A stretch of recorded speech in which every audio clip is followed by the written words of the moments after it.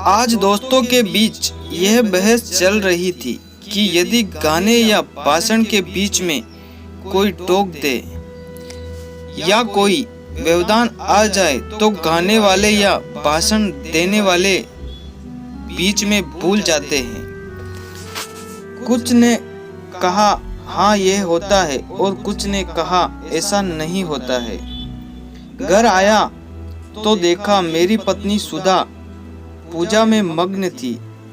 बड़ी लीनता के साथ आंखें मूंद हनुमान चालीसा गा रही थी।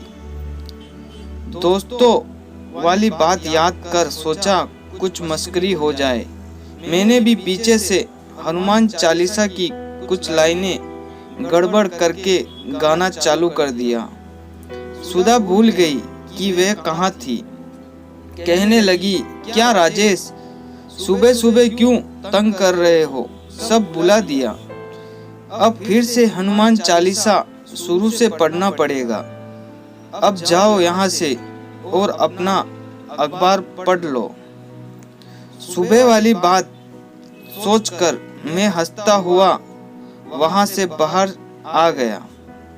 पूजा समाप्त कर सुधा ने मुझे प्रसाद दिया और हंसते हुए कहने लगी, क्यों जी, सुबह सुबह ये क्या मामला है? जब मैंने सुधा को पार्क वाली बात बतलाई तो हम दोनों का हंस हंस कर बहुत बुरा हाल हो गया। तो आज तुमने मुझे अपना गिनी पिग बनाया है, सुधा राजेश से कहने लगी।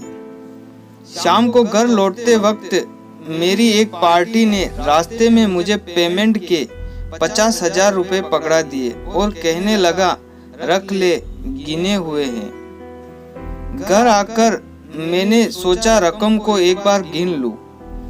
मैंने नोटों की घड़ियां निकालकर गिनना आरंभ किया ही था।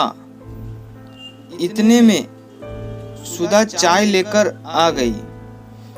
नोट गिनता देख उसने बोलना शुरू कर दिया, 81, 82 नहीं, 71, 75, 91। मैं सुबह की बात बिल्कुल भूल चुका था और मैंने खींचते हुए कहा, ये क्या मजाक है सुधा, सारी गिनती बुला दी तुमने, अब फिर से गिनना पड़ेगा। सुधा फिर से हंसते हंसते लोटपोट हो गई और राजेश से कहने लगी, फिर कभी हमसे पंगा मत लेना, पत्नी परमेश्वर से।